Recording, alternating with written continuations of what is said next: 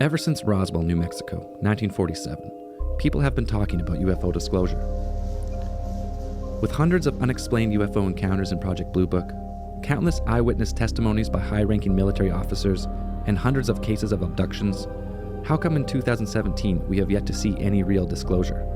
In 2001, Dr. Stephen Greer gathered a group of highly respected professionals together to tell their encounters with UFOs. It was called the Disclosure Project and was broadcast by the National Press Club. With so many high-ranking members of the military and private sector giving accounts of unexplainable events, and at the very peak of the crop circle phenomenon, it seemed like disclosure was imminent. However, shortly after, the events of 9/11 unfolded, and with it, a media blackout on the UFO phenomenon. But Dr. Stephen Greer didn't stop. His documentary, Sirius, which aired in 2013, was widely viewed, highly criticized, and controversial with his claims of finding a real extraterrestrial specimen.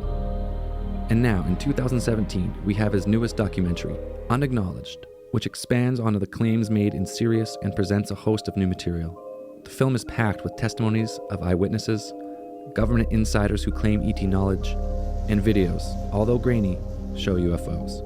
But is the lack of hard evidence, such as alien craft or HD video, enough reason to dismiss the claims entirely? Or is the amount of circumstantial evidence presented by highly respectable people just too great to ignore? Welcome to Ancient Aliens, case file 55. What? Was it 55? Was it 55? Ancient aliens. Ancient aliens? Ancient Aliens? What did I say? You said You said ancient ancient aliens. Shit! We're getting sued. Yeah, what the fuck? Oh, God. Ancient Alien Theorists. I didn't say the whole thing. Fuck, You fuck still it didn't up. say it There's no right. This is why, ancient. that's why I don't do it. That's why I There's don't no do it. ancient. You fucking panicked. I wasn't thinking. this- You just said go. And This I was is like, this is not This getting is- edited out. No. Hell no. This is Yeah, the he end. He does Edit that that all out. the time. He's such a prick. My only friend. The end. Welcome back, Dan. Yeah. Yeah. Back to You know his what, first Dan? regular case file in a while. oh, can we Yeah. like, oh, fuck. Anyways, I guess I'll go. Welcome to Alien Theorists Theorizing. That's Modern day alien theorists theorizing. Okay. I'm Braden. Hamzel. And Well, Are you Andrew's gun shy waiting now, for the Dan? last Are laugh. you worried? Are you scared to say I already something? introduced myself by fucking it up. okay, say I'm Dan. Oh, brutal. Say I'm Dan. And Andrew's here too. What a good start today, guys. Unbelievable. I don't know. I usually go last. I was waiting. Andrew always Yeah, waits. I know. Andrew's waiting to say something like, I am disappointed. Or something. No, I was going towards. I feel like a bag of smashed assholes because I do. Okay, well here it is. We're case file 55. No, 56.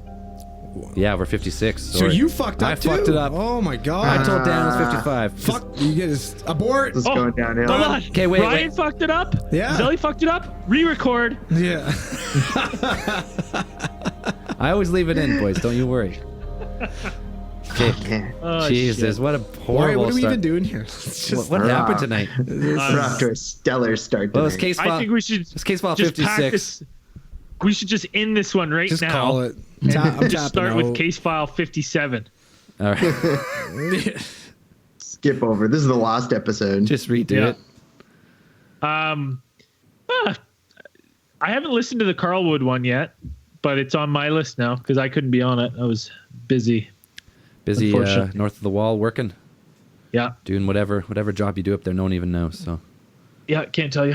Secret. Top secret. All I know is he Um, probably could have been on the podcast and nobody would have even fucking noticed. Probably. ooh. That's Most that's people. pretty Most much people like, probably didn't notice. Yeah. That's most case files, I think. You know, no one yet has messaged me and be like, "Hey, why wasn't Braden on that one?" Oh, Oh, It was just been like, "Oh, great case file. We loved Greg. We loved everyone else, but no, nothing about Braden." yeah, well. You know, I was the brightest flames burn out the fastest. I don't know. and by the by, this is Braden's last podcast. Are you retiring? You're done. Let's get right into the UFO case file of the week. I've got the Randomatron all queued up here. Load it up. Yeah, I'm gonna push the button right now. And stop. Wow, incredible as always. Listen to that baby purr. Holy fuck. I always pick hard ones to read. Belo Horizonte, Brazil. Horizonte, Brazil? Or, Belo Horizonte, Brazil. all right. Belo Horizonte, Just roll something on it and it'll sound right. Brazil. Brazil. One of the most extraordinary Brazilian contact cases dates from May 1969, when the witness, Jose Antonio da Silva, was fishing near Belo Horizonte. Da Silva noticed figures moving behind him and appears to have been struck by a beam of light, causing some paralysis and forcing him to his knees. Two humanoids of approximately 4 feet in height, wearing matte silver suits with masks covering their faces, abducted Da Silva Dun, dun, on Dun, to dun, dun, dun, dun, dun, dun, dun, dun. I imagine they're doing like the worm, like up to him, like a little robot walk. Fucking right. That's exactly what I was doing as It's you're always saying a it. silver suits. Yeah. Anyways. Always with the silver suits. With masks covering their faces, abducted Da Silva onto a landed craft resembling an upright cylinder. The craft then took off, and Da Silva appears to have undergone symptoms similar to the pressure of acceleration and G-force, i.e. pressure and physical weariness, numbness, and increased relative weight. Like During this decompression flight- sickness, or- During this flight, Da Silva was wearing a helmet given to him by one of his abductors. After the crime, put this on. You'll need this. You're going to need this. After the craft landed, Da Silva was blindfolded and taken into a large room, some 30 feet by 40 feet, where he encountered another entity. So he's This new blindfolded. How does he entity know? was a dwarf covered in long red hair, with a long beard and a face similar to a gnome, and a troll-like descriptions in Europe. You're making this part up. No, I'm not. Fuck me. He, Turned into Lord he of the had Rings real quick. He had thick eyebrows, pale skin, and large greenish eyes. He was joined in the room by many other similar creatures. The room A in half which orc and a dragonborn. this is a good lead into the after hours we're going to talk about later. Yeah, it is. The room in which Da Silva described finding himself in virtually unique to UFO literature. It seemed it was made of stone. Around the walls were paintings of animals and other Earth scenes, more common to UFO reports. Da Silva stated that the lighting in the room was very bright, but he could not discern the source. One particularly unpleasant sight which greeted Da Silva suggested a sinister motivation on the part of the entities. Da Silva believed he saw on a shelf near him corpses of 4 humans. Oh, shit. Ooh. The entities took from him many of the articles he had with him, presumably as specimens. These included flies for fishing and currency notes. Like, give us these flies and give us your money. Da Silva engaged in conversation with the entities, and it appears they attempted to get him to spy on Earth on their behalf, or possibly to be their emissary on Earth. One of the Silva- two. Why Da would you Silva pick a dude fly fishing? refused. Oh, Makes ballsy. no sense. He also reported undergoing some religious revelations, but has never disclosed of what nature. What? It's like, yeah, I had some religious revelations. They're like, oh yeah, like what? He's like, I'm not telling. There was None there yet. was one time, however, when some brawling between the brackets gnomes and Da Silva was brought to an end by the intervention of a Christ-like figure. Oh god. Holy smokes! So This is cool. so Going 7. He's like, some gnomes are fighting, and Jesus comes, and he's like, hey guys, enough of this. The event ended when he took off again and landed elsewhere. Da Silva finding himself more than 200 miles away from where he had been. Even more strangely, over 4 days had apparently passed since the abduction had begun. Sure, he didn't just That's fucking the lick a story. frog while Wait. he's fishing and just tripped out That's- for a few days. Was that a game of Dungeons and Dragons? Yeah, sounds like it. Fuck. He was everywhere. Dungeon Master Dan. And then, write that down. and then wait, Jesus We should showed save up. that. So he got taken on this UFO. He's seen a dwarf. How do Yeah, we and know then they the didn't fucking- just take him to Middle Earth or some shit? That's Yeah. what I'm And then picturing. the- Gimli. Yeah. I'm picturing Gimli on this craft. And then the fucking One ring to rule them all. Travelocity One ring to gnome find later him. on. Scrap, having a scrap. All right, so, Oh, so guy was abducted by silver-suited aliens again. And then Yeah, saved by Space Jesus. Taken Saved by- taken to space. Seen a dwarf. Oh, I don't know. I got lost. I got lost in it somewhere. Yeah, and then Space Jesus The showed up. dwarf and game, saved there him. was lots of other dwarfs. They stole his flies. Yeah. They mugged him. Fishing rod. They took the flies in his cash. What jerks. And Sounds then like the a guy was couple just gnomes- fucking stoned and got jacked up. Stole Yeah, and his then shit. a couple gnomes came and gnomes were fighting with him, and fucking hobo Jesus came and broke it up. Yeah, This guy ate about probably 5.5 grams of mushrooms it must have. Yeah. and then just went on a journey. That's what happened. But anyways, that's entertaining. I thought I like the you hear lots about the silver suits. The silver suits is a common theme. Always silver suits. I don't know why. Hasn't They're in all the fashionable stories as though. well as functional. In all the stories I've said silver suits, they've never once mentioned like silver suits again or like the same silver suited aliens. It's always aliens wearing silver suits, but they never make the connection. So I don't know. It's weird.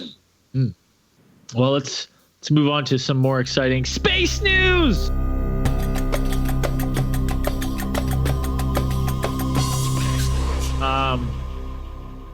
Oh, I don't want to talk about that right away.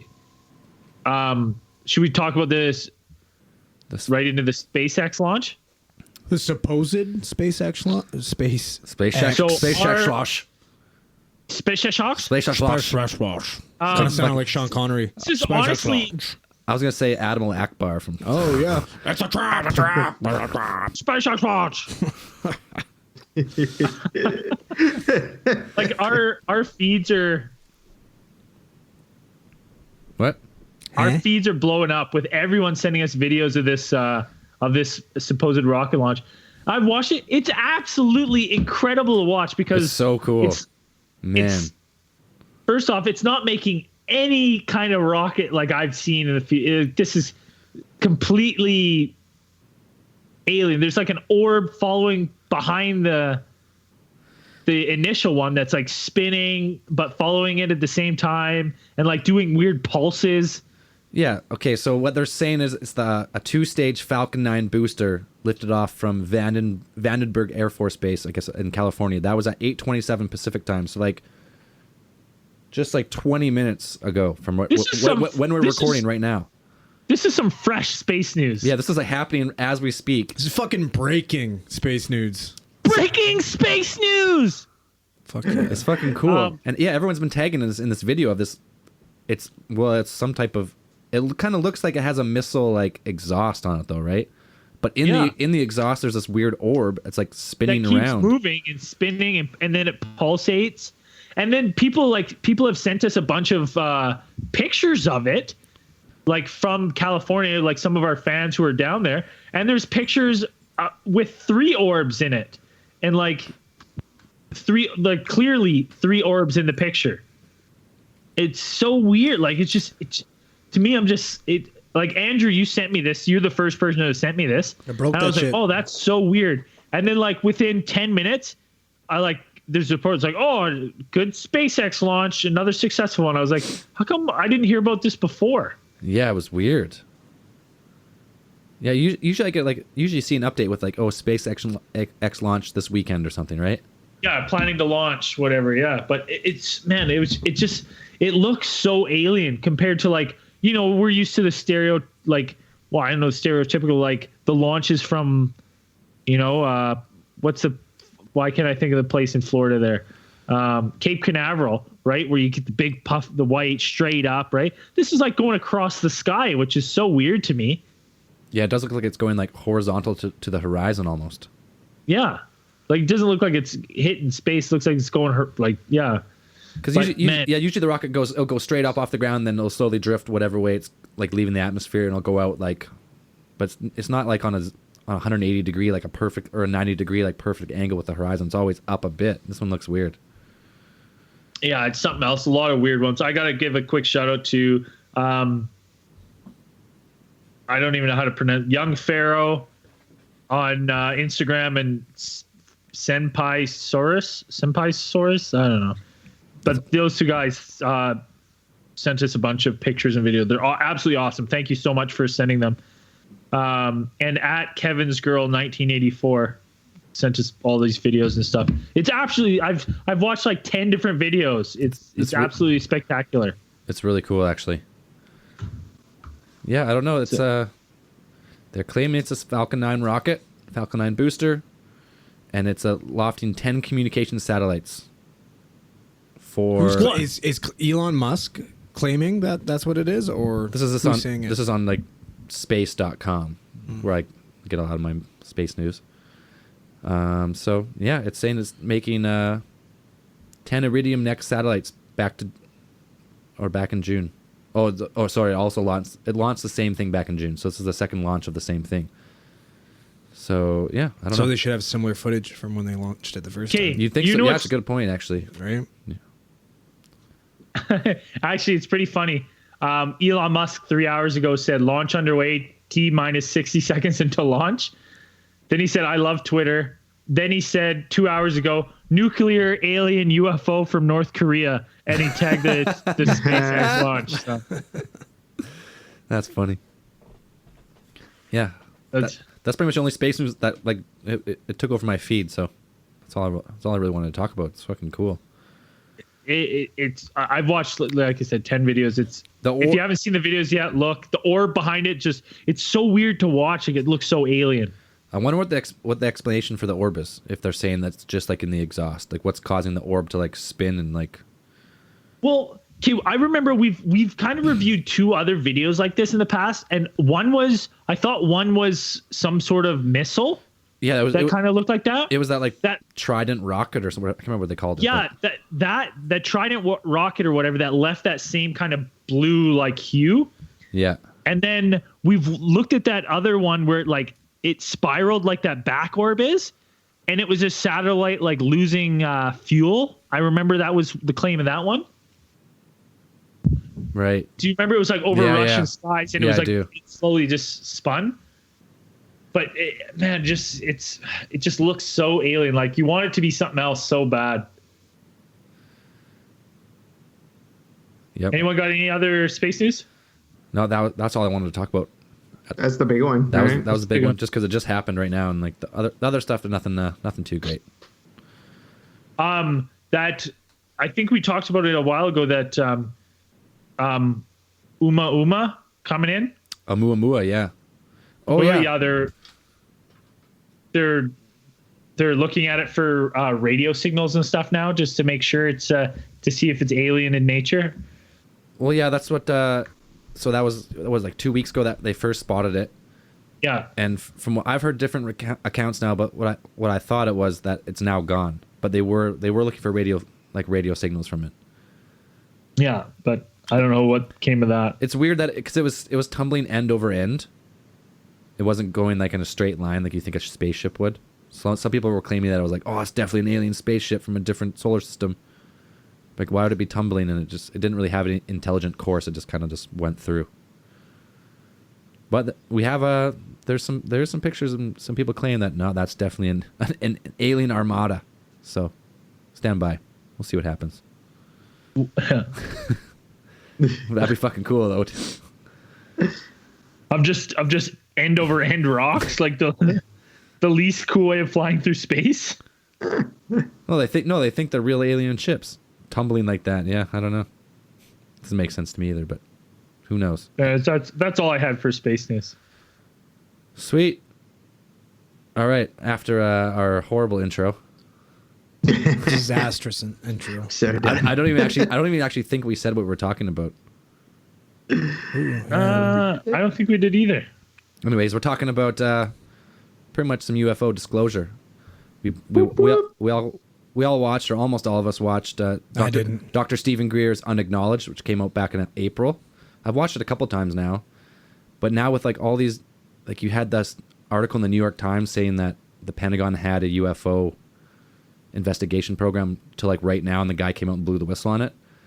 And you have this movie Unacknowledged, and you have like, it seems like more UFO news in the mainstream than normal. So I thought it'd be a good time to talk about it. Where do we want to kick it off? Shit, I don't know. Unacknowledged. Let's talk about Dr. Stephen Greer, the guy who made it. All right. So this guy, I guess he was a trauma surgeon back in the 90s. And through a series of events, you got to, for anyone who hasn't watched this movie, like, well, obviously spoilers, but not really spoilers in the documentary, but go watch it. He was a trauma doctor in the 90s, and through a series of events, he was claims to be brought onto the panel to be an advisor to like high-ranking officers about UFOs.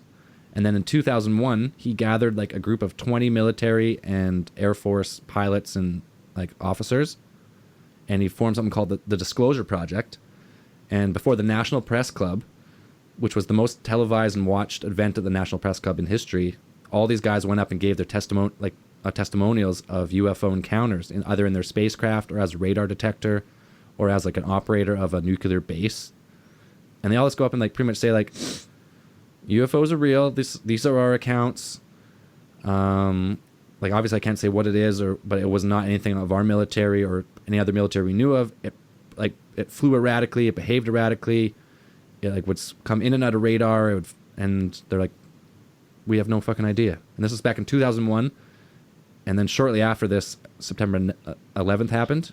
And then this story pretty much got buried and was kind of lost for about 10 years. And then Stephen Greer, through his like UFO investigations, he made a movie, I think it was in 2009, called Sirius. And it was pretty much about disclosure and that they had found a tiny alien. Like they actually think they found a tiny alien. They think it might have flown in one of these orb ships. Like one of these UFO orbs, the small orbs. And they did. I remember that. Yeah, and they did. I remember that. They did DNA testing and stuff, and they're like, "Oh, it's for sure not from Earth." And then other people debunked it, like, "Well, for sure it is from Earth, or it's fake, one of the two." And it went back and forth, and it was kind of always just left in limbo of what this creature was. But the pictures of it, it looks like a fucking alien. It looks like an Atacama humanoid. Yeah, it looks like an 8-inch little human with a giant forehead. It looks exactly like that little dude in the Men in Black. Pops out of the Men in Black. That guy's head, it's like it's on Orion's belt. You know what I'm talking about? That guy. It kind of looks like that fucking alien. Yeah. And that guy was like in this little. And he was. Did he do this after the movie? Of course he did. Fucker. But so it was never proven or disproven, I guess, depending on who you talk to. So like no one really knows.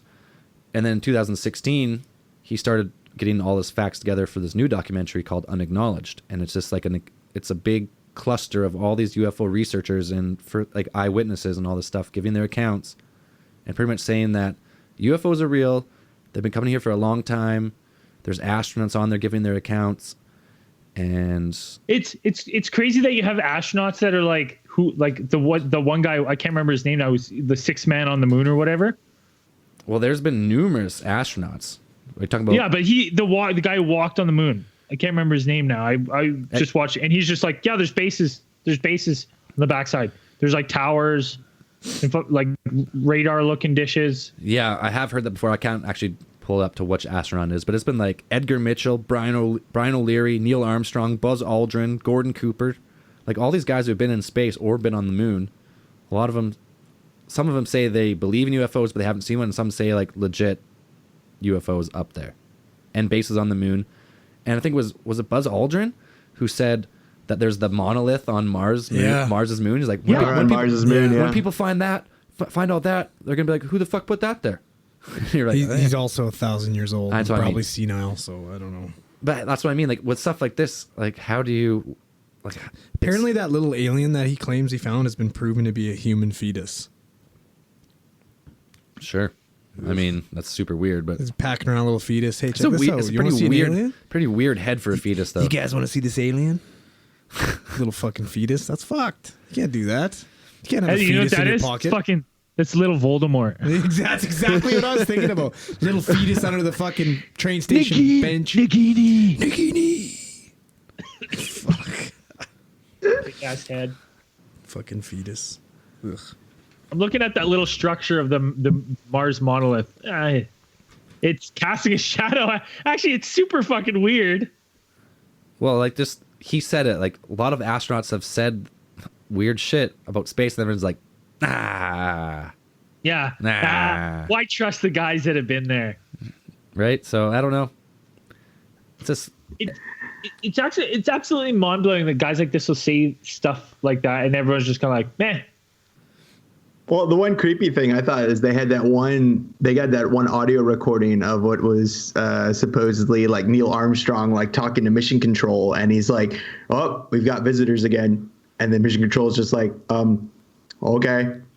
Like, no, yeah, he said like, oh, like Houston, we have a bogey, we have Santa Claus, like, oh man, oh like yeah, there's other ships up here, oh man, they're big. Like he was like pretty much saying there's another intelligent craft up there. And this was just randomly leaked, or? Well, this was on the medical channel, switched to the medical channel, and this supposedly leaked later, like 30 years later. But it's got to be, I don't know, it's all classified, right? Who knows? It's all classified. Well, how do you even know that it's actual? Yeah, but okay, like why? So why? I don't. But why do all these astronauts say that stuff? Why do they not deny the existence? Or no, why do they actually say there's UFOs? Why would what are you getting? Are you getting fame? Like, have they said I fucking saw a UFO? I saw. Some it. have. Yeah, 100%. Go search up. There's been like probably 15 astronauts go on public TV or on like in newspapers, and they're just fucking like buried. Nobody is just like, you think this would be fucking all over everything. You think it would be, and probably in the back in the day it probably was for about 3 days, right? That always with the big news stories, ones that they don't want heard, kind of like the Vegas shooting lately. It's on there for a week. Well, net neutrality kind of fucking neutralized all that shit. Well, that's nothing's changed from that yet. That just that could still be changed. Like who knows about that? But like these big stories are good for a week, and then they drop off, and then everyone just forgets, man. They forgets, and then you go read these stories later, and you're like, that was a top headline story, and that was it. Well, were those ever top headline stories though? I don't know. I like this. Andrew has no idea. So he's the devil's advocate. Well, maybe he's just like, maybe they're all just like, you know what? We were fucking so sweet when we were astronauts. Everybody fucking loved us. It's been a while since I've been in space. I feel like everybody's forgetting I was a sweet astronaut. Maybe I need to spice things up a little bit. Get my name in the news. Saw a couple aliens. No big deal. Yeah. Fucking Edgar Mitchell walked on the room. He walked on the moon. On the room? Walked in a room? Walked in a room? Jesus Christ. Just now, he walked into your room. Holy fuck. Sit down. He walked in the room, just said to me, "Did you guys catch that?" He walked on the moon. Like, you got to think, guys who are chosen for this, like, they're probably not fucking jackasses. They'll probably go through some pretty rigorous screenings and stuff. You think so? Yeah. Right? And he says, like, we see the ships all the time. Yeah, man. These are like after traveling space, I am fully confident aliens are watching us. I don't know how many and where or how they do it, but they're watching us. We see the ships at all times. That's what he says about traveling in space. And everyone's like, yeah. Sure you do. Crazy. He's only an astronaut. You know, he's got perfect 20/20 vision. You know, these people are. They're not only soldiers, like they're trained like aeronauts or whatever. These guys, they fly jets and things like that. They're also scientists, you know. They go up there. It's not just like you're sending a jet pilot into space. He's also a scientist. Most of them have like medical credentials or something, or at 100%. Least they've been trained in some sort of things like that, engineering experience or something like that. And you get these guys. These are credible people. These are people that you could believe if they said, "I saw this. This is what I saw, and I've never seen anything do that." And we see them all the time. And I mean, like you said, it just gets buried. Like nobody really believes them. I guess. I mean, sees them all the time while he's on the moon, in space. Well, he's in space. He's like, since traveling through space, I am confident that aliens like exist. Why didn't you take a fucking picture? Where's the proof?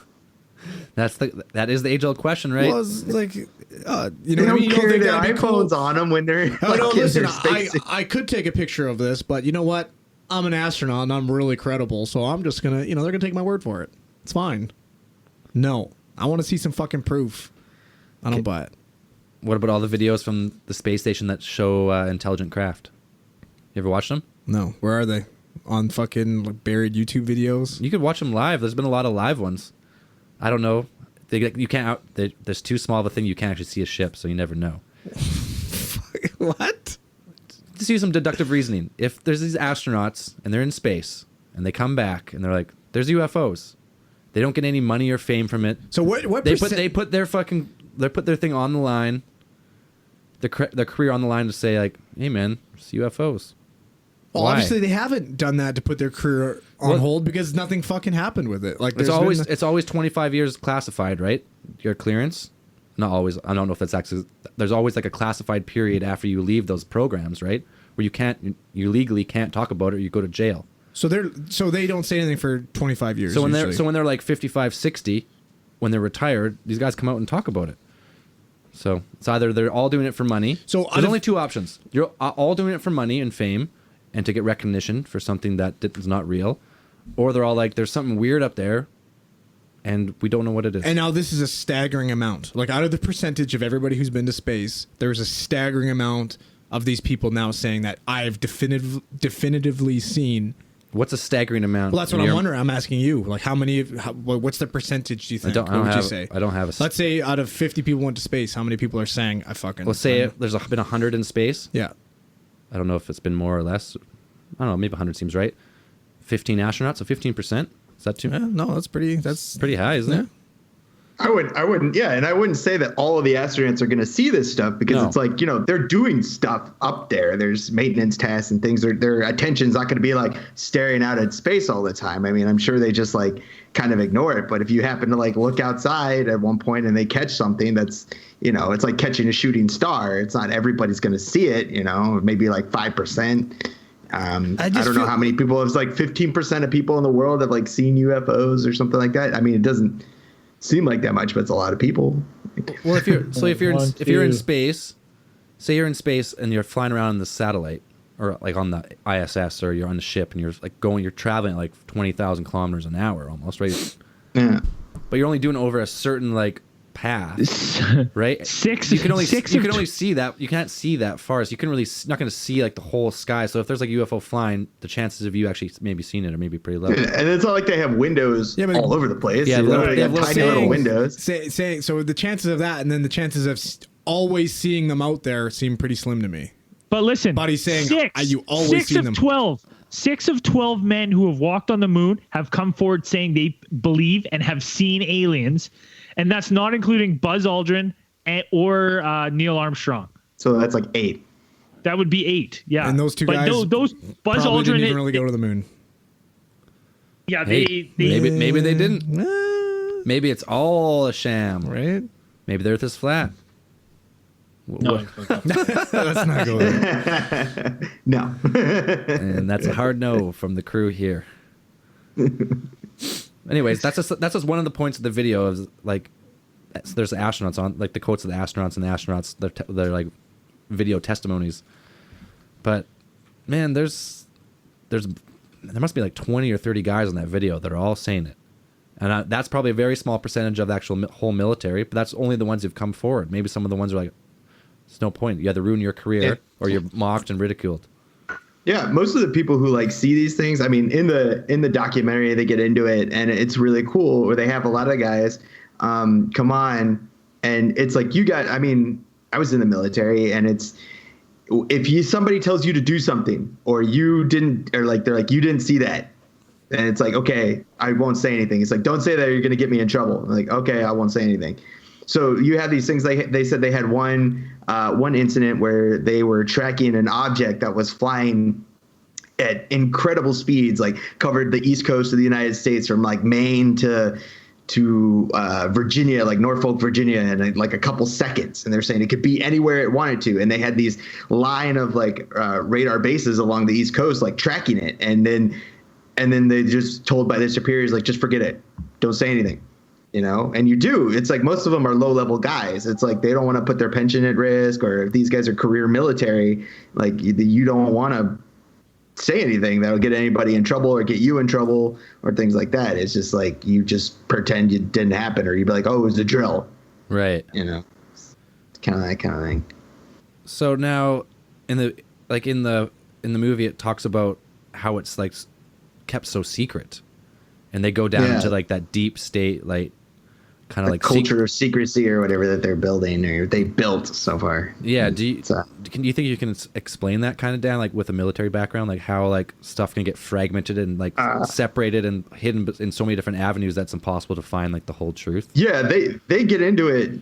They get into it really, really well. They talk about how basically there's like you have two different types of like secrecy, and there's one that is like national security, and then there's the other that's I want to say like kind of both military, corporate, like they talk a lot about the military industrial complex. And we've had multiple presidents warn us about the military industrial complex, which is basically the amalgamation of like high ranking military and their cooperation with industries, corporations now that help to perpetuate a kind of stasis, like, or not stasis, like what's the word I'm looking for here? They're trying to perpetuate they want like continuous conflict. Yeah, they want a continuous state of they want a state of conflict where it's basically our entire economy, at least in the United States, our economy is based mostly on war. Yeah, like the amount of people that the military employees, that the corporations, you got businesses like Booz Allen Hamilton, the Boeing, the Lockheed Martins. They don't just employ people like engineers and stuff. You got people who like clean their buildings. You got people who are building their facilities, construction works, and things like that. They are a large employer, and the cooperation between the military. Yeah, they want to keep things going. That the way that they are, and that what happened was they said like Roswell was like one of the first times that we got, or maybe before that, but Roswell was the first time that we got our hands on actual intact alien technologies.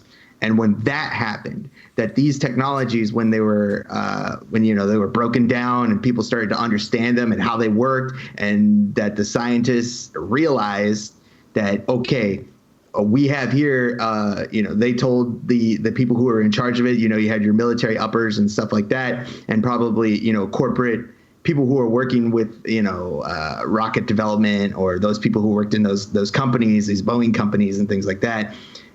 They're like, we just found an object on this craft that is capable of powering like the entire United States with virtually no emissions, no nothing. Like you have power forever.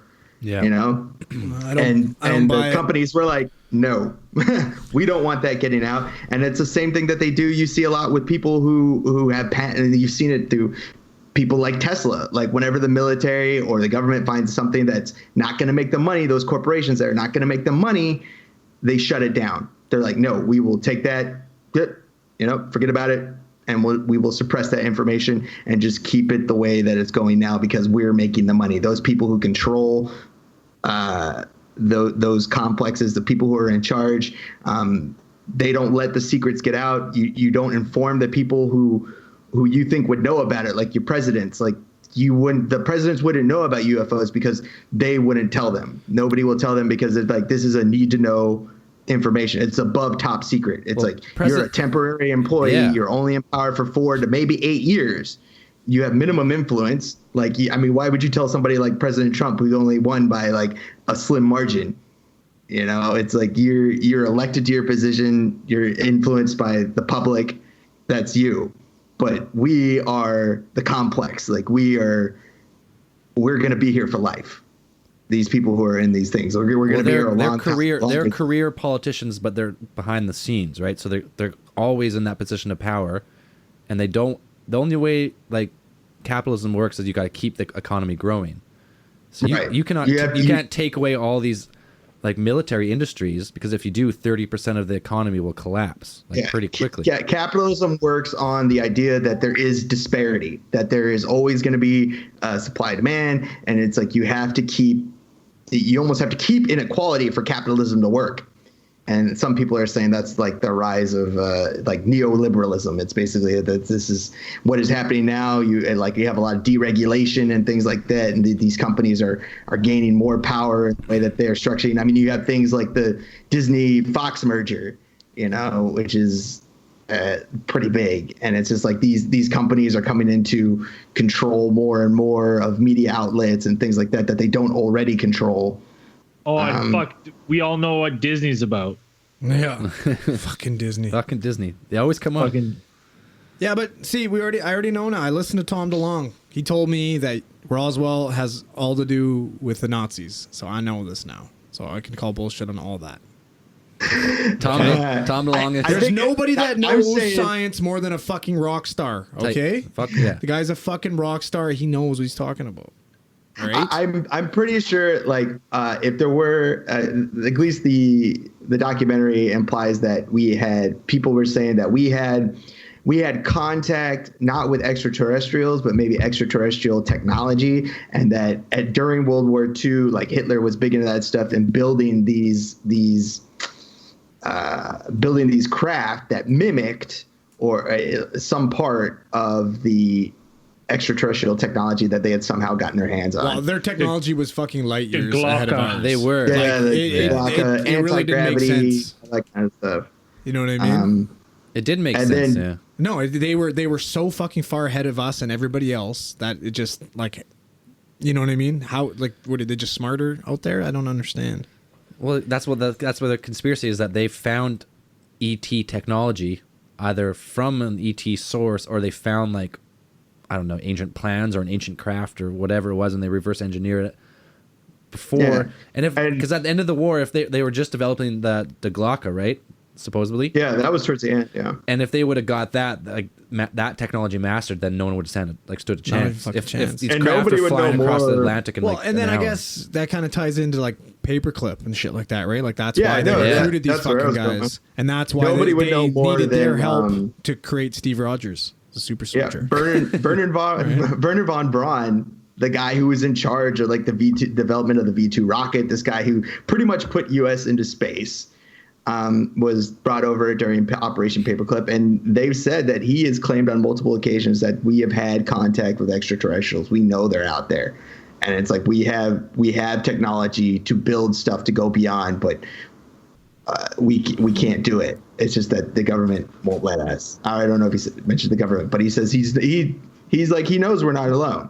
The documentary has at least one person claims that was when he was making his rounds is close to death. He's making those things. He's like, there are more out there. Yeah, well, guy Ben Rich, that was like the director of Skunk Works, in charge of like the spy planes, all that shit. Yeah. He said, and like just a passing comment in interviews, like, we have the technology to send ET home, and everyone's like, what the fuck does that mean? And he just kind of walked away. Yeah, so, if you. And like we said, it's hard to track these kinds of things, like these technological developments, these things like Skunk Works, like all these people who work on these black projects, where that money comes from. When you have a budget as big as the United States, is the amount of money that we put into our military budget, and they're saying something like there's about 2.3, I think it's like $2.3 trillion that can't be accounted for. They don't know where it went. It just gets sunk into these projects that have basically no congressional oversight, and that these projects go up through Congress basically unimpeded. And if you tried to stop one of these bills for things that had to be signed off by Congress, or one of these projects that go through the committees, nobody knows what they're about. There's no real description on these projects. There's nothing. It's just somebody says sign this, and they sign it. That money's all going towards Trump's fucking Diet Coke addiction and his 8 hours of TV and his golfing trips. I love those little headlines you read. Hilarious. Who can drink 8 Cokes a day? That's got to be a lie. You know what, man? Like that. Have you ever looked into the gut brain connection? No, I haven't really looked into it, but I've heard about it. They're saying like your microbiome, your gut bacteria. Mm-hmm. Right? If that's off, that can cause you to go into depression, dementia, psychosis, that kind of stuff. Sure. And that's what artificial sweeteners like aspartame and stuff like that, those are straight linked to fucking destroying your microbiome in your gut. I wouldn't doubt it. Believe it. Well, buddy, crushing 8 of those a fucking day. I can drink like 2. Even? I could not drink 8. That's No. Is it on average 8? Like, is it like, well, he drank like 6 one day? You can't believe those news stories. Like he probably drinks 8 a week. Fake news. Yeah, who It's knows? Fake news. Anyways.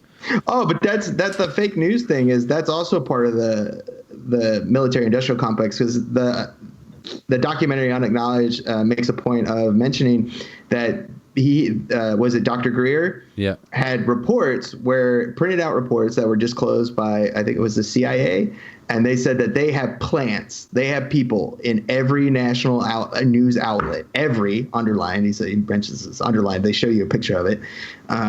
Every nationally circulated news outlet, and these people are there and paid to crush, spike, whatever you want to call it, influence articles or information that could be put into circulation that could go against what is considered national security for the United States. Yeah, that could somewhat endanger or, This is the one problem I had with the Unacknowledged, because he says like these big things, like they have plants in all the media, and you're like, hey, I don't doubt it. Like it sounds like if your plan is to control the news, they probably do. But he always says it, and then he never presents you with any evidence. And he does that quite a bit in the documentary. So that's they had that, 100%. but he doesn't produce evidence for anything. Yeah, he just has the one guy on. He has the one guy on who's like, Men in Black 1, and that's about it. That's all I've seen from this fucking Greer guy. You never watched them though. All the research I've done, just the reading and shit like that. Right. I want facts. Okay, well, there is more people on the documentary that really claim for UFOs. Have you guys ever read The Day After Roswell, the book? No. His name was Philip Corso, and he was a 4-star general at the time, and I guess he worked at the base Alamogordo, something like that. And he pretty much gives an account. His whole book is his account of what happened right after Roswell, where the bodies went. Supposedly, there was this one There's actually it's called what's it called? Guy Hotel or Guy Hotel document on the FBI website. You can search it up, and it's a document that's from just after Roswell. And it says in the document that there were three bodies found. One was still alive, and it gives a description of the craft. And you can actually go search it, and it's the most searched FBI document after this movie, because obviously he presented it. But it's on the website. But it never actually it says that it was so-and-so gave an account that there was 3 bodies. So it doesn't actually say there was 3 bodies. So that's the only problem with it. But that was one of the big things in the documentary. He's like, Stephen Greer's like, listen, this is the most searched FBI document. It says in New Mexico and Roswell this day, 3-foot-tall aliens in metallic cloth, silver-suited aliens. Each body was bandaged up after the scene and taken away to different bases. And this guy, Philip Corso, gives an account of how the secrecy was broken up into different branches.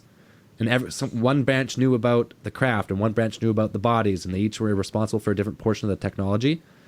And after like 10 or 15 years of like kind of branching that secrecy through different branches of the intelligence agencies, it kind of got so separated and fragmented that no one really knew what was true and what wasn't, and eventually it just kind of got lost in everything. And till this day, no one really can piece together the whole information.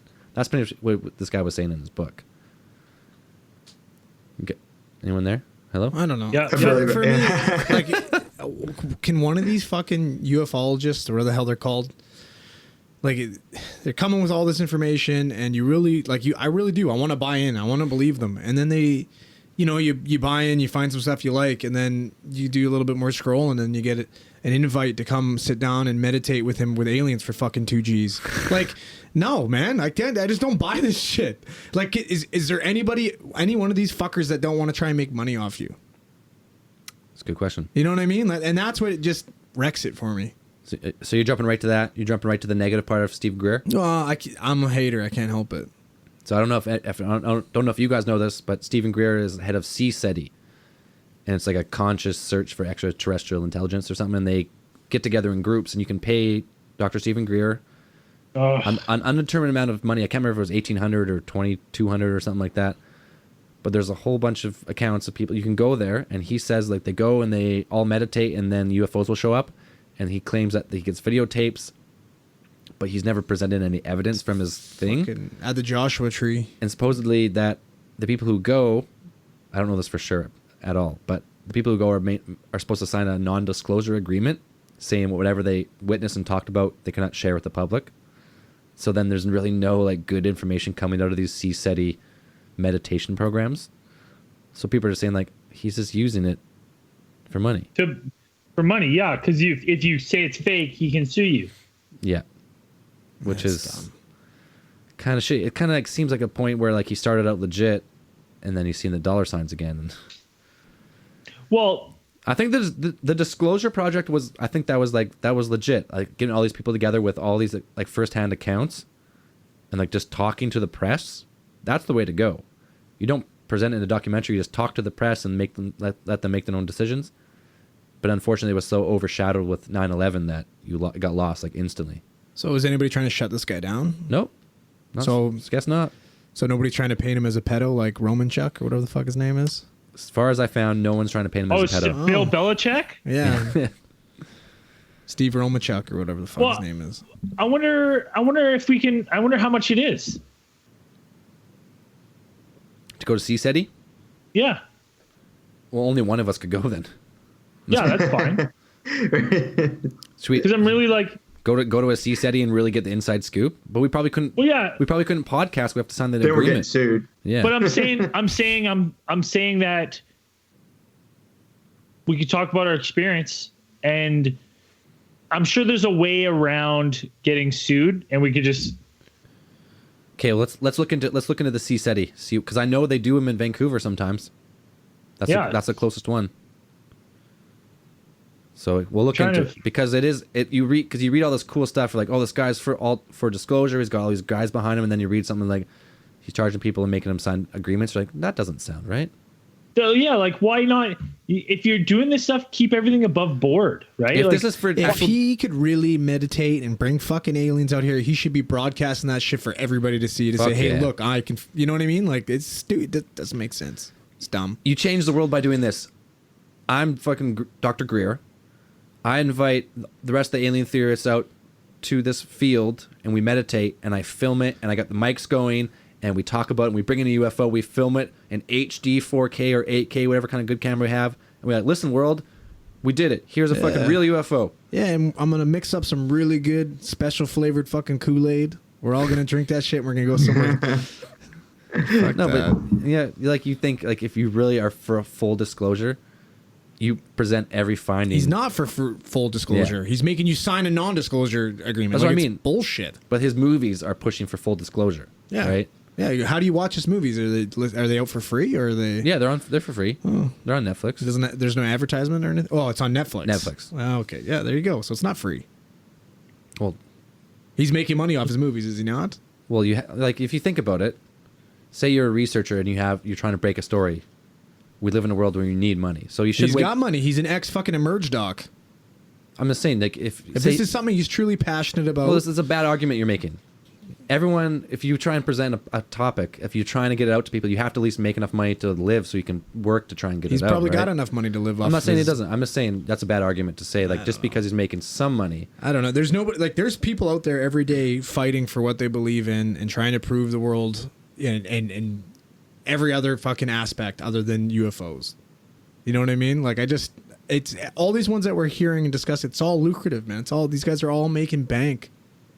Not all, definitely not all making bank. 100%. Well, you know what I mean. Like the ones that we're talking about, the ones that there you go. I guess that proves your point. We're talking about them because they're able to put out Netflix shows and shit like that. Well, I mean, if say you don't have any money to present yourself or market yourself, no matter how good your idea, it won't get hurt. Like I definitely would take the firsthand experience from these guys that have been to space and say I've seen an alien, and that's just it. That stops there. Yes, I can tell you that there are aliens out there. Yeah, but that dies there. But most people won't hear that because it's not presented, right? Well, yeah, but to me that holds more. That holds more than this guy being like, yeah, we're gonna go meditate and fucking. No, yeah, I totally agree. But I'm saying like someone needs to put it together, and just because he's put together in a week, and then he tried to make money afterwards on like extracurricular stuff is kind of shitty. Oh, it's super shitty. And so like a lot of UFO people are like, man, you had everything there. You had everything. Like he needed to keep everything above board, and now he's put himself in a position where you question his ethics, right? And then it makes you think that, you know, well, he's corrupt and he's making this is bullshit. Yeah. And that's why he signed that shit. So then where does the bullshit stop, or where did it start? Yeah, was it all bullshit? So here it is. If he charged $2,000 and you go and summon a UFO with your mind, which is fucking badass, and you could film it and record it and present it Facebook Live or whatever type of like live feed to the public, I would pay. If he could guarantee, like, the world would pay. I'm saying, like, if you could actually prove this, if this was a real thing, you could prove that you could summon UFOs with your mind through consciousness. This is the greatest achievement in the world. Could be opening up UFO land. Exactly. You know what I mean? Like, but because he's keeping it closed, then it just stays secret. And if once welcome to UFO land, UFO park. Yeah. Anyways, they also. I can't remember the theme song. What the fuck was that? Yeah, I was about to start doing the Jurassic Park theme song, and then I couldn't remember it. Dun dun dun dun dun dun dun dun. It's kind of, isn't it? Dun, dun, dun, dun, that was so bad, but yeah, we all kind of. It was never as bad. Dun dun. Anyways, there's a couple more things we should talk about from some of the points he tried to present in his video. More of this fucking bum. No, but he tries to present that through this like crashed UFOs, they have this technology of what's called 0-point energy, which is pulling energy out of the vacuum of space. And so when people say that, like, well, that's impossible, right? You can't do that. But then in his video, in Unacknowledged, and he has all these interviews of like astrophysicists and all these like plasma physicists and all these people are like, listen, the entire universe is 5% physical matter that we can see. Suns and planets and asteroids and space particles, only 5%. And then there's like 25% which they think is dark energy, which is like pulling the universe in weird directions. And so about 70 or 75% of this universe, they say, is dark energy. And some of these people on this thing are saying like within 1 square meter of dark energy could power like the United States. That's what they're trying to say. Like the universe is empty, but the emptiness is pure energy is what they're saying. And they're saying that the 0-point energy technology somehow uses that dark energy of the universe to propel itself through time, right? So you know what's weird? You're talking about 0-point energy, and I had a email from the WikiLeaks, the John Podesta emails. Yeah. One of the ones is from what's his name, Edgar Mitchell, and it says this: Dear John, because the war in space race is heating up, I felt you should be aware of several factors as you and I schedule our Skype talk. Remember, our nonviolent ETI from the contiguous universe are helping us bring 0-point energy to Earth. They will not tolerate any form of military violence on Earth or in space. The following information in italics was shared with me by my colleague Carl Rosen, who worked closely for several years with Werner von Braun before his death. Ooh, cool. And then it's just this huge email about talking about like the war on for satellite space and stuff, and talks about how we need to like cut this out because right now there's no rules for war in space, and we need to stop this because or else we're not going to have this 0-point energy. Right. It's just weird that you were just talking about that, and I pull up like a WikiLeaks email from like Edgar Mitchell, who we'd already talked about, and John Podesta, and it's talking about Werner von Braun or whatever his name is. Right. No, it's weird that if there is an ET presence on the planet and they've been coming here from other points in space, obviously their technology is beyond what we know. So maybe like there is a technology that does harness that type of space, like space-time energy, and actually can just propel itself through space and time. Well, I mean, there's pretty much there's two ways that according to our physics, pretty much, there's like two ways to travel through space. There's either you travel, below the speed of light at like relativistic speed, or you have to use some sort of, you'd have to use a wormhole, basically, whether it's created by a black hole or whatever, or something like that.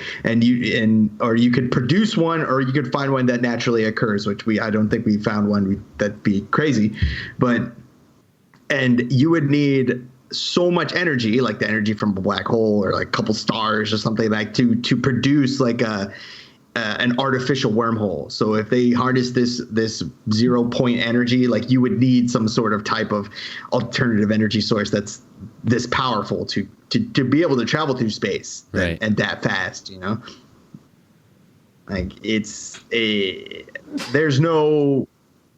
If we I constantly say, if we were to get in a fight, like if an alien race showed up, it would be like the Hitchhiker's Guide to the Galaxy, where they would just be like, they wouldn't even care about us. It's like, you guys can't even travel through space. Like, you guys can't even make a wormhole. Wait, you haven't traveled faster than the speed of light? You guys are garbage. We'll just blow your planet up. You're done, buds. Done, yeah, son. I mean, we're insects compared to a civilization that could traverse the incredible distances that comprise of space. But if we had access to that technology, even like a little bit of it, like if we had like just a cursory understanding of it, it could be, it would leap us forward so much, and that we could meet our energy demands, which is basically most of what our economies are built on, or just like what it takes to mine the resources that power our electricity to produce food and the necessities for life, things like that. That's how our entire economy is pretty much based around all of that.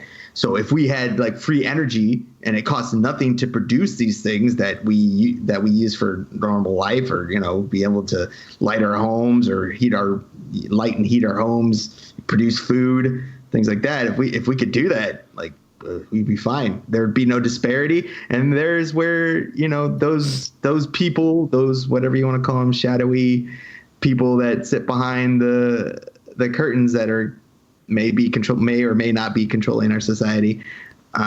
They like that. They're like, we're making insane amounts of money and we're going to be here. That's what they do. They don't want us to have that. No, like that would just, if you had like 0 point energy technology and every community could power itself pretty much for free, that's a huge portion of the economy would just collapse. The whole energy sector would just fall. All that infrastructure. Yeah. Yeah. I mean, there's a book. I don't know if you guys watched. It's the Forever War by Joe Haldeman. Haven't read it. Have you guys ever read that book? No. What's it about? Basically, the humans discover how to travel through space by using like collapsed stars and things like that. But anyways, the first alien race that they encounter is they have like this kind of they blow up one of our ships, and so basically the entire Earth goes into like war overdrive, and they're like, okay, these aliens are really bad, and they blew up one of our ships, so we need to produce all of this. You need to give yourselves over to the military so we can go fight an intergalactic war, like an interstellar war. Yeah, do what we know. Exactly. It kind of comes down to that the people at the time, I don't want to give away the spoilers if you give it away at the end of the book. Basically, it comes down to, and they talk a lot about this and acknowledge, and I could see it happening, that you have these people who are in charge making decisions, who have all the power, and they're like, well, our entire economy is based on war.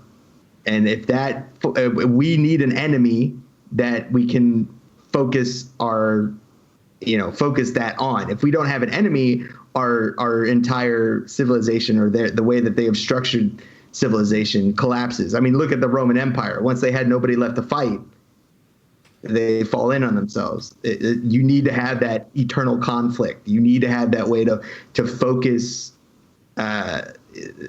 to focus your society on something other than the problems that are at hand. Because if they do, and they realize that what's going on inside their society, how they're being controlled, how they're being manipulated, then they lose their power. And those people that are comfortable in their control of society aren't going to give that up. Right. And so they would rather have us just go fight third world countries or these shadowy terrorist organizations that you're like, you can never really truly crush them. They just pop up somewhere else. Especially when you're supplying them with the weapons. Yeah, exactly. It's all part of the cycle. You created the problem. Like, they know they made the problem because they're like, oh, you radicalized their faith.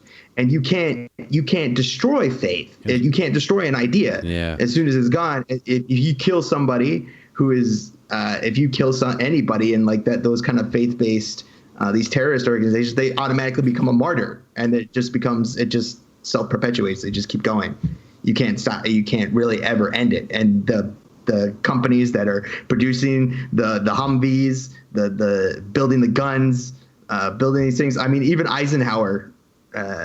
President Eisenhower, when he left office in like 1961, when he left office, his farewell speech was basically warning about this. He's like, I'm paraphrasing, but he's like, those companies, whenever we produce a gun, we're taking food out of the mouths of the people who truly need it. Like, that energy that you're spending on producing guns to go kill people could be put towards more productive means that can help everybody else. Dan, you're forgetting that if you kill the people, you don't have to feed the people. Good point. Of course, counterpoint. Forget about that. Point, counterpoint. Devil's advocate. All right. It's that kind of stuff. So, was there any other main points from Unacknowledged that you guys want to talk about? No, let's go on to Tom DeLonge and his wacky team of fucking... Right. Tom DeLonge, his wacky team. So we've been following this Tom DeLonge story for a while. For you guys, for anyone who doesn't know, he started this thing called To the Stars Academy. And pretty much what it is says he has a team of scientists and researchers and ex-CIA and military and NASA and Skunkworks people working with him, and they are pretty much trying to build a spaceship and with this free energy or 0 point energy technology that could turn into a ball of light and disappear. Whoosh.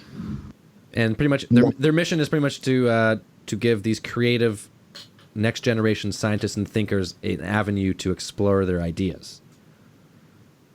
However, I want to buy into this so bad just because I fucking love Tom DeLonge, or did anyways. You did. Like, yeah. But you know what though? I love Blink-182 Tom DeLonge. Angels and Airwaves Tom DeLonge can go fuck himself. Fuck off, yeah. Sucks. It's bullshit. So, I don't know, Braden. I think you had some points on this. I think, didn't you?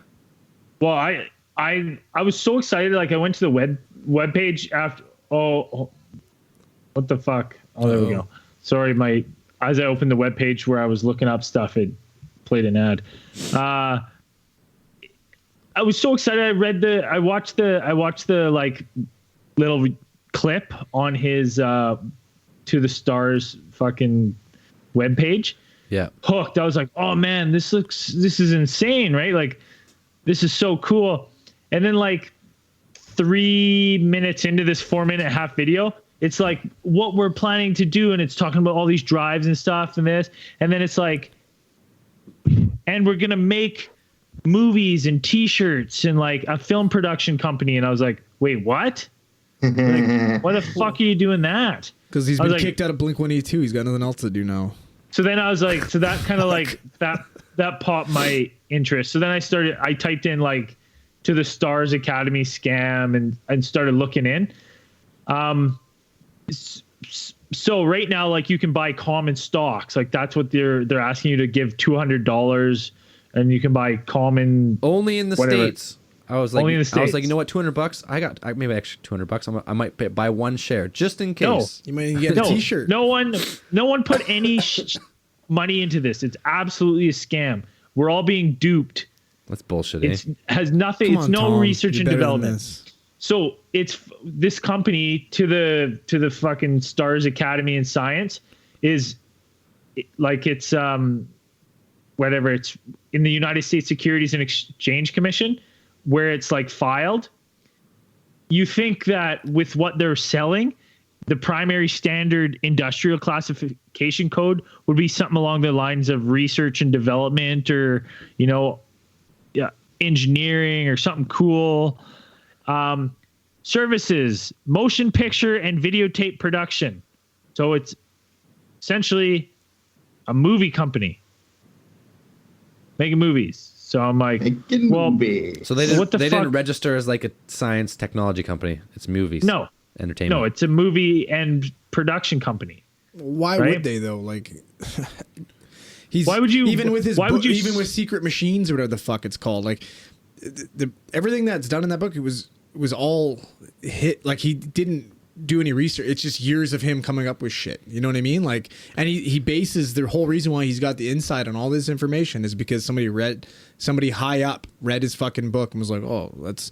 Of all people, we're going to track down Tom DeLonge. And so let's do a quick backtrack here. So his book, Living Machines? Or no, Secret Machines, I guess, attracted the right people because they're like, oh, he's onto it. Oh, he knows already. He's onto it, so we're going to contact this rock star, and we're going to get him on board, and we're going to put him on the Joe Rogan Experience and these other like highly publicized alternative media things, and people are going to buy in because it's Tom DeLonge. He's on Joe Rogan. He's like all these. But why? Why? He never ever says. I don't know if anyone hasn't listened to his interview with Joe Rogan, you should go listen to his great podcast because it's pretty funny. Because this whole time, like, Joe Rogan is going, so like, what can you tell me about the aliens or the craft or anything? And he's like, well, I can't tell you about that. I can't tell you about that. I can't tell you, motherfucker. Why not? We're gonna put you on all these podcasts and in the media and stuff like that, but you can't tell them anything. Just let them know that you know what I mean. You're in. Okay, but here's the other thing, though. It would be great. It would be great in my head if people actually had found him, Tom DeLonge. They're like, oh, he's got it. He's gonna be our figurehead. This motherfucker started it in the offering for the stocks. If you go down and scroll down to the bottom where it says use of proceeds, the $50 million they're trying to raise, he's gonna pay off a loan from his other company, Our Two Dogs Inc., of $600,000. He's going to put $4 million into self-produced cinematic projects. Like, I'm like, what the fuck why would you do that?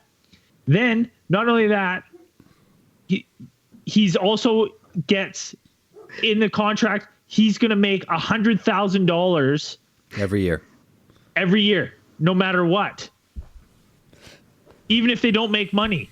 Super scam. It's a super scam. I know what's happened now. So on their website, if you go to thestarsacademy.com, they've made $222,000 in donations. So $100,000 of that is for his salary.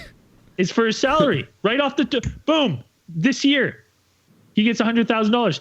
Like, to me, I'm like, he wants $50 million to make these cutting edge spacecrafts. 50 million. The guys are they're gonna need billions of dollars. NASA requested $19 billion from the U.S. government for 2017, and Tom is gonna build a fucking light machine for $50 million when he's spending like $4 million on making movies and $12 million on his money projects. Fucking crowdfunding, like crowdfunding. Right here. Invest. Yeah, you bet. How much money? 220 or 2 million. Oh, sorry. They've raised $2,268,000. Say, but SpaceX only have 2,500 investors though. It's like $1,000 each. That's SpaceX all that the number keeps going up is because that's all his fucking Blink-182 residuals just slowly like just moving that number up. Nothing from Angels and Airwaves because they're fucking piss. You know what? This guy's a lunatic. Remember when Angels and Airwaves was coming out? He's like the best band to ever play music, bigger than Zeppelin, he said. And with every song he said he's writing a fucking novel. There's going to be a novel to go along with every song. No. Never happened. Songs suck. He said, you know what, though, he did say that he was making those comments while he was on fucking painkillers for his back. So, you know, like. No, I know what I feel like we're doing tonight is just crushing UFO hope. Well, dude, the thing is, it's like, but you have all to this not. shit, I hate this shit, man. Because like, keep everything above board. Like, Yeah. why do this shit? And then you're like, oh, we're gonna make movies. I'm like, What is wait, above board why are you making referencing? movies? Sorry, I've never heard this reference before. You've never heard like Heard above board before? Like public. Above what Like, board? keeping it out in the what open. figurative board are we talking about? That's like a metaphor. This is like it's open. Anyone can access it. There's no like secrecy. It's not like So it's not hidden under the boards. it's not hidden under the board. Yeah, Oh, there you go. like a telltale heart. No, hidden no, under the boards. no cheating. All right, see, It's not I'm hidden glad under I the asked. boards. All right. If he would have said hidden under the, not hidden under the boards, it would have made sense. Don't hide your stuff under the boards. See, I would have known exactly. Right? Speaking of that, we should do a podcast on Listen Edgar to Allan Poe. That guy's fucking rad. Noted. So listen to this part. I'm scrolling through the offering thing here. I'm going to read this to you. If the offering size were to be less than $5 million and above the $1 million minimum, To the Stars Academy would adjust its use of proceeds by reducing planned growth of employee headcount, reducing operational costs, and slowing down projects or not making investment in projects. The company is also required under the loan to Two Dogs to repay 10% of net proceeds from the funds raised in this offering up to $400,000 in this scenario. So if, what? Okay, so basically what that means is if they can't crowdsource $5 million, basically he's not required to pay any money to do the research that he's saying. He'll collect $400,000 because of the net proceeds have to be paid out to his other company, R2 Dogs Inc. He'll get $100,000 for his salary, and then he'll run the company at bare bones, at Skeleton Crew. So disheartening, man. It's so disheartening because, like, when you first see the team below him, when he's like working with these guys, you're like, man, these seem like a group of people who would probably know how to build some fucking spaceship or something. And then you hear all that, and you're like, do you want to go through? Let's go through a few of the people that he has. So he's got this guy Jim Sullivan, and he was pretty much a senior member of the CIA, and since retirement, he's been a consultant for the CIA. So What's his name? Jim. Jim Semivan. Okay. Semivan. All right. You want me to tell you what his hit? Okay. Yeah, let's do that. Just tear it down. Tear it down. Tear it all I'll fucking tear it down. down. Tear Okay. it down. Okay. So, as you list these people, because in the offering they're legally obliged to say what these their part of their company is. So, President, Chief, and Executive Officer is Tom DeLonge. He's one of 3 full-time employees. Only 3 full-time employees of this huge venture of his. There's only 3 full-time employees. The second full-time employee, the Chief Content Officer, is Carrie DeLonge. And the third full-time employee of To the Stars is Lisa Clifford, the secretary. Wow. And Tom DeLonge's personal assistant. Probably cousin. James Semivan is vice president of operations. Does he work for the company? No, he's a fucking contractor. They're paying him to be this. They're just paying him to Have his face. come in to do this, to say these things. Yeah. Like he has no ties to the company. He's just a contractor they're bringing in. Okay, I'm gonna listen. Next guy, Vice President of Science and Technology, Dr. Hal Puthoff. Oh, old Harold Puthoff, eh? Also, contractor. Oh, but he's got such a cool fucking background. Yeah, and let me guess the next guy. CEO of Earth Tech International. Whatever that, I don't know what that is, but it sounds cool. Are you going with Steve Justice? Aerospace Division engineer. Steve Justice isn't even listed on their offering, which makes me think that he's either pretty recent. He's no longer with the company. He was no longer with them. He didn't get his fucking To the Stars t-shirt and he was out. Well, I'm on their website right now is listing him on the front page. of the team portion. He is a retired program director for advanced systems from Lockheed Martin Advanced Development Programs, Skunkworks. Yeah, I guess he's not. He's not on the payroll though, but he's got his name on the website. Then you got Luis Elizondo, director of global security and special programs, and he's a recently retired U.S. Army, working in the U.S. Army in the Department of Defense, and he also worked in counterintelligence as a executive in counterintelligence and director of national intelligence. As a former special agent in charge, he's conducted highly super sensitive espionage and terrorism investigations around the world. He's on their website. I wonder if he knows he's on their website. That was one of the guys. No, he was one of the guys who was on stage with them. Oh shit. So like these guys, like maybe they're just fucking Blink-182 fans. They're like, oh fuck, that might have been what it was. I can't help it. Of course, it's Tom DeLonge. These guys are old. These guys are way older though. These are all retired guys. You never know. No one like they're all punks at heart. You never know. They're Sex Buddy, if Sex Tom Pistols DeLonge fans, called me up and was like, hey, listen, man, I need you to come on stage with me, talk about some bullshit. give you $10,000. Not even. I'll do it for free, Tom. I love you, or used to. Yeah, and then you keep going down the list, like Christopher Mellon, private equity investor. You're like, oh, he got some good big money behind him. Oh, I saw his name there somewhere. I was like, oh, he's got BA of economics. He's got all this good stuff. He's a great intelligence officer. Like, sweet. Hold on. Oh my goodness. My goodness. Hold on. I got to pull up a calculator here to figure out a math on this ridiculous thing here I just read. It's going to take a while. Fuck. Okay, want to take a pause? This doesn't have enough fingers. No, I don't have enough fingers. This is more than 10. Take your socks off, bud. Start counting toes. Yeah, that's more fingers and toes. 18 high. So one share is worth $5. See, as Braden's doing this math, like you see the Beautiful Mind, all the fucking numbers and shit are all fucking just whizzing across his head. Fucking Sherlock music's playing. He's deducing. It's not even numbers. It's like little stick figures of people. Like, get the fuck out of here. There's no way. Okay, I got to go back to this page. It's in the offering. It tells the shares, how they break down so far of who owns what shares, right? 1,800 shares. Okay, so at $5 a share, you can buy shares for $500 or $5 each per share, right? Right. That's fine. So $500 a share. No, $5 a share. Did you say $5? $5 a share. $5 a share. Oh, sorry. $5 is one share. So I go 8. Okay, so then $5 is one share. So if you owned, yeah, okay, so 1,800 shares times 5. Okay, James Semivan, who we were just talking about. Yeah, he's only put $9,000 into this company.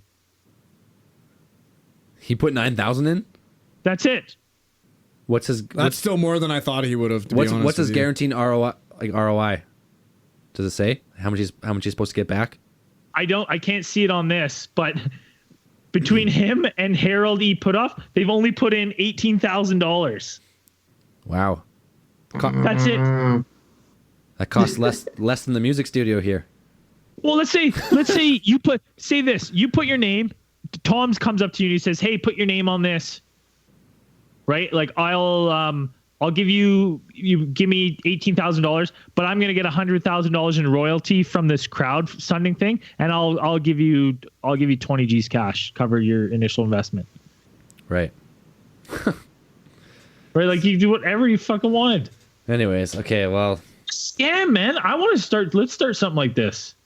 You guys, we're not rock stars. We don't, you know what I mean? We get. Yeah, that's true. We don't have any pull. You guys just give us money. Everyone donate $5 a share, and we'll promise to build you a spaceship. That's pretty much what's happened here. Sally's a carpenter. You can do it. Okay, well, I can build a great wooden spaceship. Yeah, why not? Great wooden spaceship coming up, boys. So you just like it's made of cardboard with like little like desk chairs he found at the dump, and Braden's in like one of those little like 1930s aviation caps and goggles. You're like, put on this helmet. You'll need this. You'll need it. Silver suits and helmets, man. That's all Yeah. you need. Oh yeah, if we got silver suits, it'll work, right? We'll just get some spandex silver suits and then I'll fucking land, hit my head. I'll be seeing Gimli, the Travelocity gnome. Fucking Jesus. Oh yeah. Anyways, yeah, we fucking pretty much just crushed some UFO hope tonight, but It is. It was disappointing. That's pretty good, cause that is Tom DeLonge. There's probably a lot of people who are like, yeah, that's a good thing, and like, no, it's not. no, like okay, with Unacknowledged, there's a lot of cool interviews and a lot of things with astronauts that you're like, it is a fun watch. Yeah. It's. I don't think the documentary is so much about UFOs that it's more about like the culture of secrecy in the United States, the way that the government works, and how that there are forces inside the government that are shaping the way that policy is made. And if you look at a lot of things now today, like if you make the connections, I think it reaches as far as the net neutrality. Like if you can make the connection there. Like there are people who want to control. That's another way for these big companies to control media outlet. Because the internet was like one of the few places where you could put out ideas out there, and even if they're weird as whatever, nobody really can say anything. But now these companies that are pretty much the internet companies that are deregulated, now they have no oversight. And even if you think government is bad, it's not as bad as that there's no government oversight, because that's what net neutrality, one of the bills inside the bill was that they could regulate internet as a utility. It was something that was like water. It was something like, electricity, and the companies couldn't change that and like their services and things like that. But now they can, and now they can charge you or slow down your access to sites that they don't want you to see, or that the people who are in charge don't want you to see. And there's a lot of stuff that might fall on the wayside and you won't be able to get access to, without having to pay more. Yeah, I hope it just stays the same. Because it got voted for in Congress, right? Well, it can still be appealed. You guys will be fine. Canada will be fine for a while. You guys will be okay. But it's the U.S. This is like, it's still tied up. Like there's still some stuff, like the things are still tied up, get tied up in the courts and things like that. But if this passes, like this is a big step into, this basically is a deregulation bill, and deregulation for companies is usually almost always bad. Someone always they just make more money. Nothing passes that makes people less money ever. Yeah, these companies, they didn't spend $61 million on this bill for nothing. Yeah. They want that cash. They want your internet. Yeah. Fuckers. That's a whole other topic, but that is pretty fucking. We also need to speak like next time. We should do real news too, other than space news, and real news. Fucking Trump. What the fuck? Like, what do you honestly think you're gonna accomplish by just walking in and be like, yeah, you know what, Jerusalem, it's the new capital of Israel. Suck it. Oh, that's a whole other thing. Holy fuck! Well, that goes to just show there's money in war, and what do you think he's doing by walking in there and fucking pissing on them like that? That's a whole fucking can of worms. That's fucking there. Craziness. Like that's. Well, he's the first. It's just like so many people could have done it in the past, because it's been like that way for like Jerusalem's been the capital of Israel for 50 years. They said it, but no one's recognized it, right? Well, and now it's just like he's the first. He's like, okay, we're gonna move our stuff there. It's the capital. And everyone's like, no! There's a whole article. There's a whole article of like the perpetuating of like the Gaza and the West Bank as like basically just an open air prison. That's what it is. Just dumped fucking gasoline and threw a match.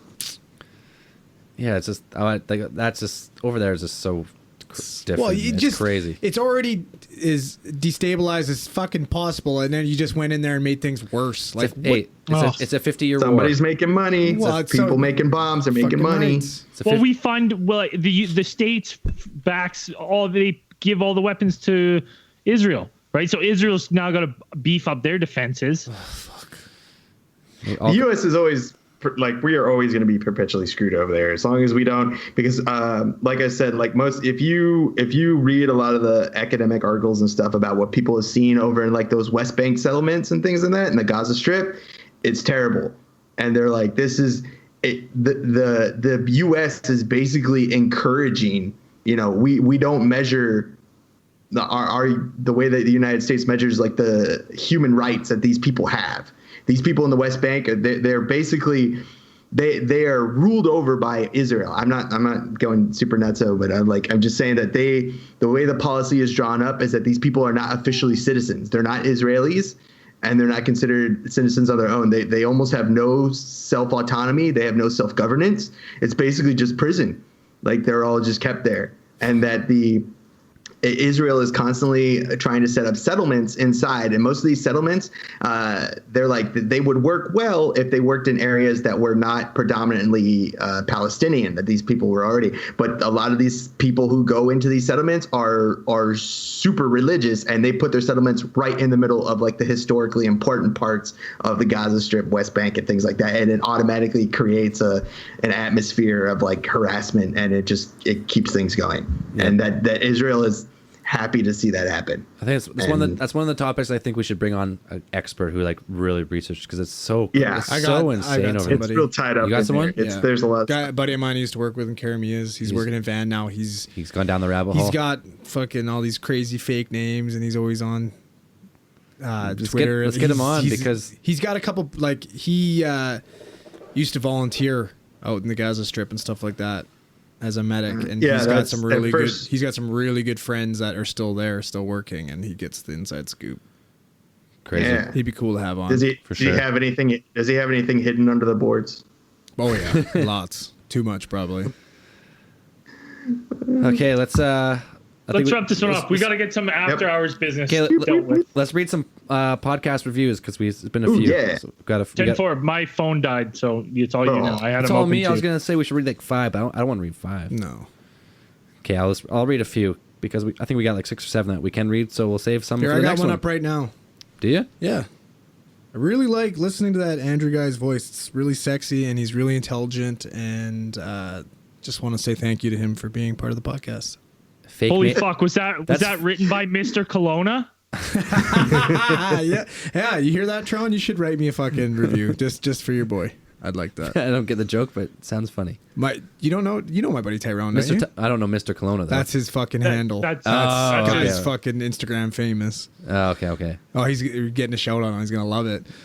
Yeah. But there you go, Mr. Colonna, one of my best friends, and I've been telling him to listen to the podcast for fucking ever, and no, fucking nerds, you know what I mean? Just wants nothing to do with it. Nerds. Guy fucking listens to his first podcast. It doesn't even make it through. I'm getting fucking 45 text messages. Well, what do you think when you were talking about this, man? Like, what happened there? And I'm fucking like, we did that a year ago, man. I don't even remember talking about it. But no, it's cool. I'm glad. Love you, buddy. I'm glad you're a fan. All right, there you go. Big shout out for Tron, Mr. Colonna. Mr. Colonna, yeah. Okay, we got some reviews here. I'll read a couple. This one's just, hey, 5 stars from Thebo19 from USA. You guys make my girlfriend hate me. Good show, though. Cool. Neat. Okay, another review. Fun, but gets lost at times. Well. Oh, that sums it up. Say, how many stars did we get? He still gave 5 stars? We have laser focus on this show. I don't know what they're talking about. From Flowios from USA. I heard about the show on Hysteria 51. Another great podcast. Check it out. Glad I did. It's fun. You guys ramble on a lot, though, and get off topic. But it's usually fun, and I don't mind, except for Mr. Conspiracy. This is great. No. He is a mouth breather and brings the show down. I vote ditch him for good. That's ditch him for good. Oh, man. He gave 5 stars, though, so he gets red. He likes it. Cry. Okay, I'll do one more, and then we'll save the rest for the next podcast. Ronald McPonald, 5 stars, USA. That's a good name. Y2 Carl, 26. I love this crew, and these guys are hilarious, informed, and also full of shit. I think he meant shit. He put beep in brackets, but I'm going to say shit. Full of shit. We are definitely full of shit. You can't swear in the reviews. That's right. You can't swear in the reviews. I mean beer. From the Canadian accents to the beer recommendations to the crazy but compelling theories, ATT has it all in the bag for me. El Nasty, Sharp Tarp have entered my lexicon. Yeah. Which makes people think I'm insane. Enjoy the ride and keep your eyes on the skies. Awesome. That was a good one. That was great. That was funny. Yeah, I like that. There's some good reviews there. Fucking right. Wow. I don't know. Thanks, guys. I take anything 5 stars, a good review. Yeah. We've got a couple of low star rankings. Maybe we'll read them on After Hours. Yeah, I'd like to. I want to hear them. Some people are just hilarious. Social justice warriors. Fuck them. We said one thing. I'll just tell it right now because it's kind of funny. One time Dan said Russia and America are going to Eiffel Tower China as like as a joke kind of. And someone called us out on it. Kinda. And they called us racist. Off the French. They call us racist. Wait, how is that racist? I don't know. They just call us racist. I was Aren't you Asian? I don't think they got that racist. I don't think Dan Asian. They didn't get some type of Asian. No, he's in Asia. Oh, that makes sense. They actually said that it was a negative review. It wasn't in iTunes. It was in actually. I think it was in Stitcher or something. It was. Just because the guy from Southeast Asia doesn't mean he can be racist to Asian people. When he said USA and Russia are going to Eiffel Tower China, I thought it was racist, and I was like, I don't think you got what he meant. How is it racist? Yeah, I was like, I don't think you got what he meant. I don't. No, that is not. I can't. I don't think he knows what racist means. No, some people hear a thing and because they're like, is he implying that or is he saying that I am implying that because they're an Asian country, they perform somewhat strange, non that they want to get pig roasted, sex acts, like no, that's no. Those are pretty much only negative reviews we get when people are like, just don't get what we mean or the humor behind it. So misunderstanding. I understand. I forgive him. Anyways, I think we should Eiffel Tower his China loving ass. Jesus. Okay. Okay. Anyways. All right. Gotta end the podcast now. I think you should keep that one under the fucking boards. I think right. Tuck that one safely under the boards. I actually think it was a girl. So. What? Does that make not sexist. Now it's sexist. All right, now you're getting it sexist. I mean, I guess Let's put this entire fucking podcast under the boards. It's time to sign out. This is After Hours. We gotta get rid of this one. Yeah. Yeah, if that's a girl, I take back that whole Eiffel Tower comment. In this landscape of sexual assault, I don't want to. If it was a man, that's fine. It could be a homosexual sex act. Like Eiffel Towering is not just this is where they mean when we get lost. I think this is when we get lost. We're slowly just dropping stars. Every comment, stars are just dropping. Let's end this one before we get too many 1-star reviews. Find us everywhere: Twitter, support us on Patreon, Instagram, and we're everywhere. Look us up. # look us up. For Patreon, as always, for Patreon, we're talking about our Dungeons and Dragons characters, and it's gonna be fun. That's all I gotta say. And as always, live long and prolapse.